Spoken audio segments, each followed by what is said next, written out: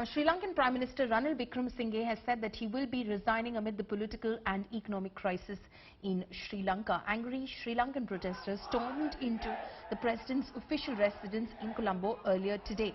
The police had to use tear gas and water cannons, even opened fire in the air to disperse the crowds who jumped over the barricade at President Rajapaksa's presidential palace. More than 100 protesters sustained injuries and were taken to the National Colombo Hospital, some of them.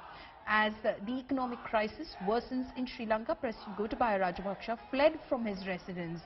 Amidst the chaos, an emergency party leaders meeting was summoned by the Prime Minister in order to discuss the crisis.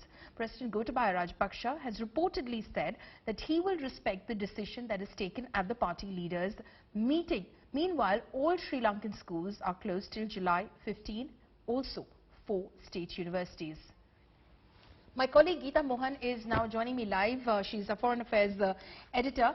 Geeta, the job for the next government, this all-party government that Ranil Wickremesinghe has said that he will be making way for, is cut out. It's not some sort of a magic wand that this government can use and fix the situation immediately. It's still going to be a long haul for this new government to, in fact, try and get a grip over the situation. Of course, next, fixing the problem. Well, it is going to be a real uphill task for whichever government takes over, it was a position that nobody really wanted. Ranil Wickremesinghe took it as a challenge, so kudos to the man. But solving this financial crisis, follow me, is going to be a very difficult task. Also, while they're looking at the details of what's really happened, what does the Treasury have, how much does the Treasury have, Ranil Wickremesinghe, when he took over, was quite open about it. He'd opened the books, he'd opened the details for not just the other parties in the parliament, but also for the public. So they are walking in knowing very well that the country is in trouble, and they're walking in because they need to now solve this entire problem.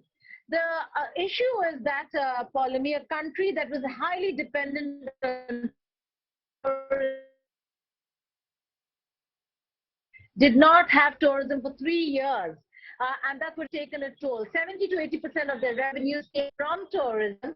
So COVID is largely to blame for that the government could not tide over even their debt crisis. In the past, they've always had a problem with their debts, their loans, but they could tide over because they had coming in. For a government that does not have massive manufacturing, massive industries, and was hugely dependent on tourism, this certainly was a problem area for me.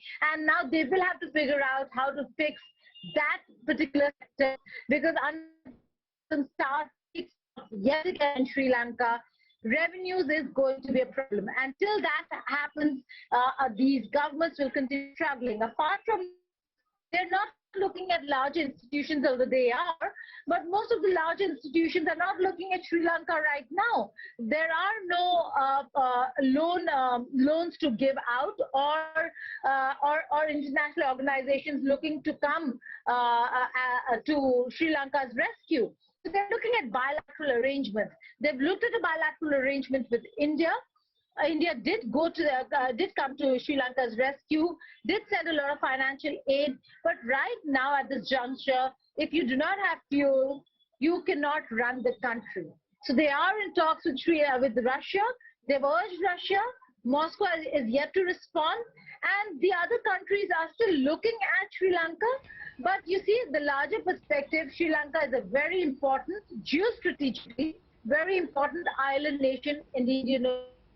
Absolutely. It's going to be extremely critical to watch what exactly transpires henceforth over here, because a change of regime, is that going to be the solution to the problem? That remains to be seen, because at the end of the day, the crisis remains and someone needs to fix it. The people, of course, are extremely angry and they just want new faces in the government. Geeta, thank you so much for joining us.